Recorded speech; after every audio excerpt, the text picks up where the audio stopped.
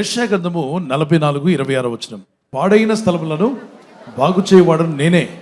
The things which are ruined I will restore them అంటాడు. పాడైన స్థలాలు అన్నప్పుడు మీకు ఏం గుర్తొస్తుంది?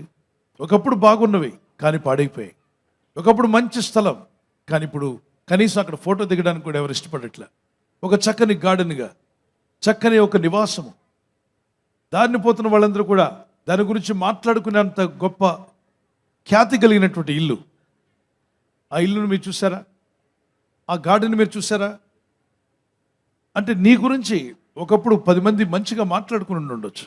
నీ కుటుంబం గురించి మంచిగా సాక్ష్యం కలిగి ఉన్న నీవు ఏదో కొన్ని పరిస్థితులను బట్టి జీవితంలో ఎదురయ్యేటువంటి సుడిగుండాలు, ఈ జీవిత సాగరంలో, సంసార సాగరంలో సుడిగుండాలు ఎదురవుతూ ఉంటాయి, తుఫాన్లు ఎదురవుతూ ఉంటాయి. కొన్ని తుఫాన్లు బయట నుండి వస్తాయి, కొన్ని తుఫాన్లు ఇంట్లో నుండే బయలుదేరుతాయి. తుఫాన్ ఇటు నుండి వచ్చినా తుఫానే. కాబట్టి తుఫానుని జయించే సామర్థ్యం నీకు ఇవ్వాలి, దేవుడు ఇస్తాడు. పాడైపోయిన స్థలాలు, ఒకప్పుడు ఈ ఇల్లు ఎంత బాగుండేది, ఈ ఇల్లు ఇప్పుడు పాడైపోయిందే. ఒకప్పుడు ఆ కుటుంబం ఎంత బాగుండేది, ఇప్పుడు ఆ కుటుంబంలో సమాధానం లేదే. ఒకప్పుడు ఆ భార్య భర్తలు, తెలుగులో అంటారు ఆలు మగలు, చిలక గోరింక, చిలక ఎటుపోయిందో తెలియదు, గోరింక ఎటుపోయిందో తెలియదు. రకరకాలుగా మారిపోతున్నాయి జీవితాలు, సమాధానం లేదు. ఆ సాక్షి జీవితాన్ని కోల్పోతున్నావా? పాడైపోయిందని ఆత్మీయ స్థితి. ఒకప్పుడు బాగా ప్రార్థించే సహోదరుడు, ఆ బ్రదర్ మాకు ప్రార్థన నేర్పించేవాడు, ఇప్పుడు ఆయన ప్రార్థన మానేశాడు. ఒకప్పుడు ఆ సహోదరి ప్రార్థనలో మాకంటే ముందుగా ఉండి ప్రార్థించేది, ఆమె దేవుడిని ఎంతగానో ప్రేమించేది. ఒక దినానికి 60 అధ్యాయాలు 50 అధ్యాయాలు చదివేటువంటి ఆ సహోదరి ఈరోజు అసలు బైబిల్ ముట్టుకోవట్లేదు. ఆ తమ్ముడు చిన్నతనంలో బాగా ప్రార్థన చేసేవాడు, చర్చికి వెళ్ళేవాడు, ఇప్పుడు చర్చ్ అంటేనే రావట్లా, దేవునికి దూరంగా వెళ్ళిపోతున్నాడు.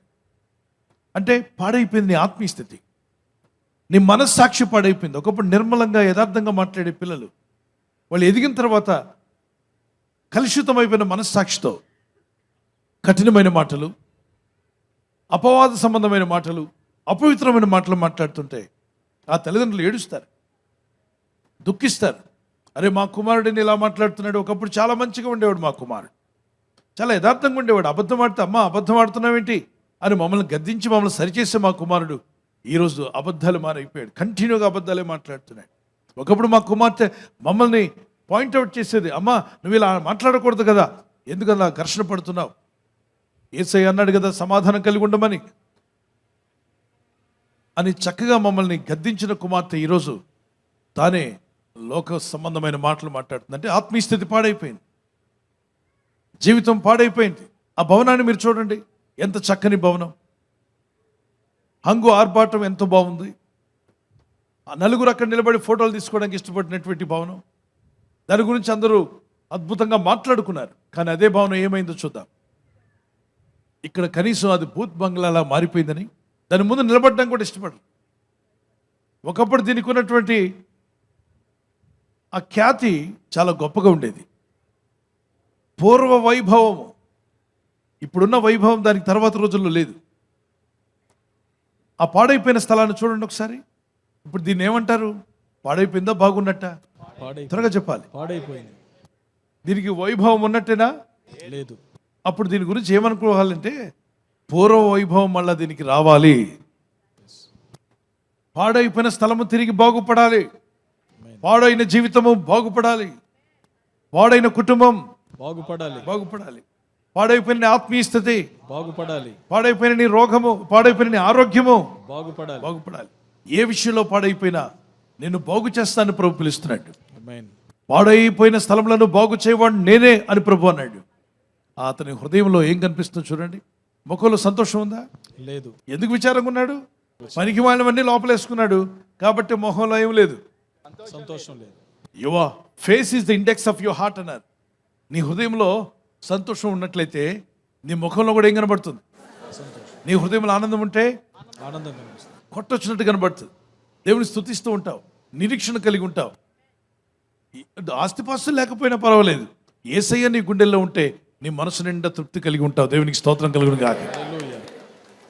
ఎన్నో సమస్యలతో వస్తూ ఉంటారు, కానీ యేసయ్యను హృదయంలో తీర్చుకుంటారు. దాన్ని చేర్చుకున్నాక ప్రభుని ప్రార్థించగా అదే వ్యక్తి ఆనందంతో ఇంటికి వెళ్తాడు, సంతోషంతో ఇంటికి వెళ్తాడు. ఏం బ్రదర్ ఏదో ₹1,00,00,000 వచ్చినట్టుగా అంత ఆనందంగా ఉన్నారంటే, అవును, కోట్ల కన్నా మించిన యేసయ్య నాకు దొరికాడు, యేసు రక్షణ నాకు దొరికింది, సంతోషం, ఆనందం. దాన్ని రక్షణ ఆనందం అన్నారు. చెప్పండి, ఏ ఆనందం అంట? రక్షణ ఆనందం. ఇప్పుడు ప్లాస్టిక్ నవ్వులు వచ్చాయి, ప్లాస్టిక్ ఫ్లవర్స్ ఉన్నట్టుగా. ఏ నవ్వులు అవి? ప్లాస్టిక్. వింత నవ్వులు. పైకి నవ్వుచుండినను వాని హృదయంలో ఏమున్నది? దుఃఖం ఉండవచ్చును అన్నాడు.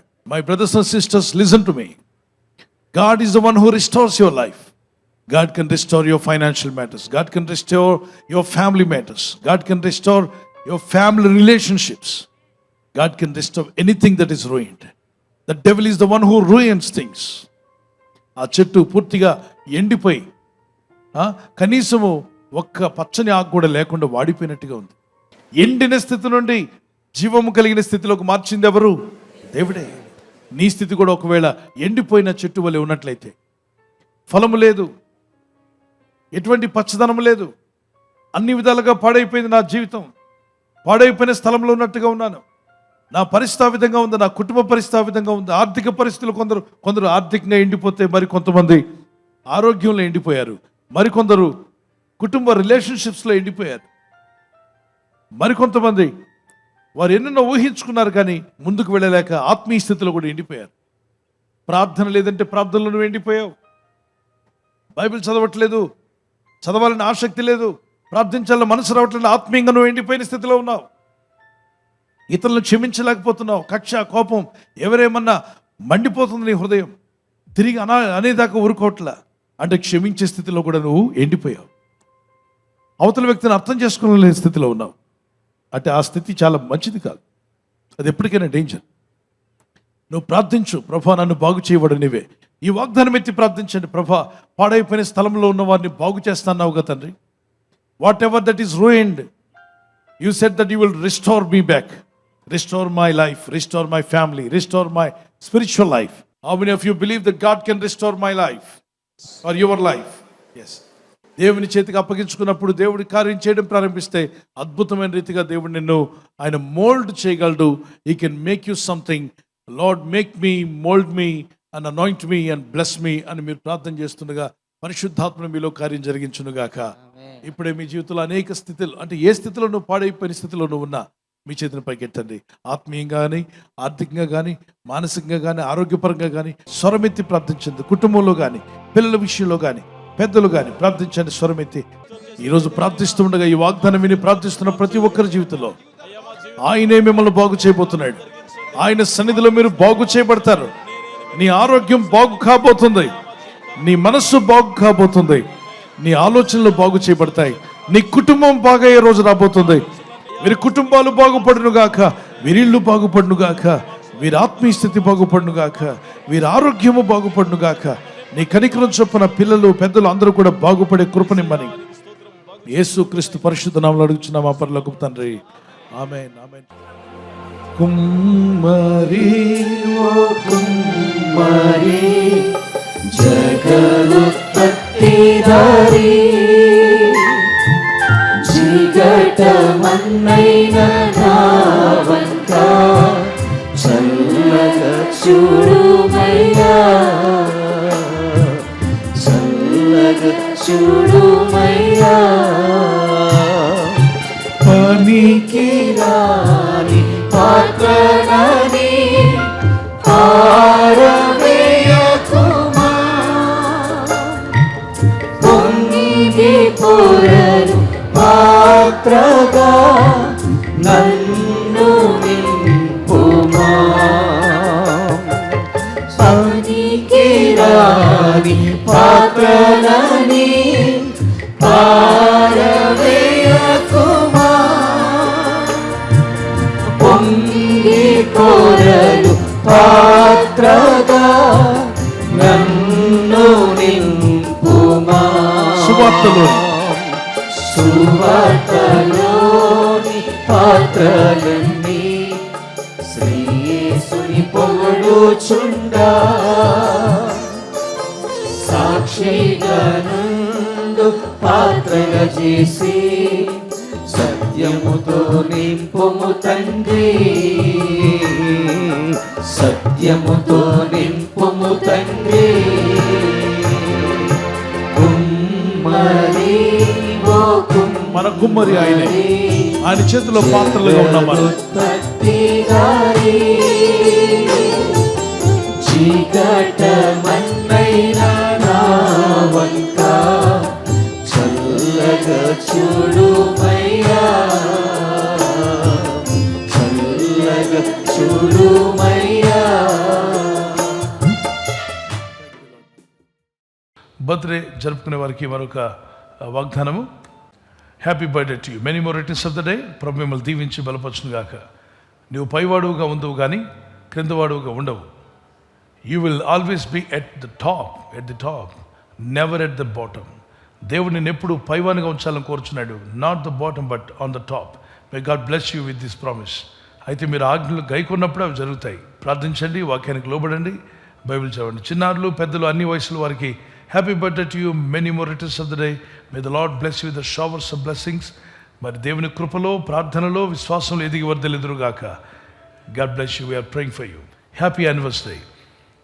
Those who are celebrating anniversary, may God bless you. Many more returns of the day. May the Lord help you to celebrate. ప్రభు అక్కడ ఆలస్యమైతే సిల్వర్ జూబ్లీ, గోల్డెన్ జూబ్లీ, అలాగే ప్లాటినం కూడా జరుపుకునే కృప దేవుడు మీకు ఇచ్చునుగాక. నీకు వాగ్దానం. మొదటి యోహాను పత్రిక 2వ అధ్యాయం 17వ వచనం. 1 John chapter 2 verse 17. దేవుని చిత్తమును జరిగించువాడు నిరంతరము నిలుచును. దేవుని చిత్తం జరిగించువాడు నిరంతరము నిలుస్తారు. The man who does the will of God lives for ever. మరి ఎల్లప్పుడూ జీవించాలనుకున్నట్లయితే దేవుని చిత్తాన్ని నెరవేర్చే భార్యగా, భర్తగా మీరుండండి. భార్య భర్తకు లోబడాలి, భర్త భార్యను ప్రేమించాలి. మీ ఇద్దరు ఐక్యత కలిగి ఉండడం వల్ల మీ కుటుంబం దీవించబడుతుంది, మీ ఇల్లు దీవించబడుతుంది. దేవునికి ఆనందం, మీకు సంతోషం. God bless you. మీ దాంపత్య జీవితంలో దేవుడు కృపనిచ్చి బలపరిచి సమాధానంతో నడిపించునుగాక. ఆమేన్. విడిపోయిన భార్య భర్తలు ఉంటే కలపబడుదురుగాక, సమాధానం కలుగునుగాక. ఆమేన్.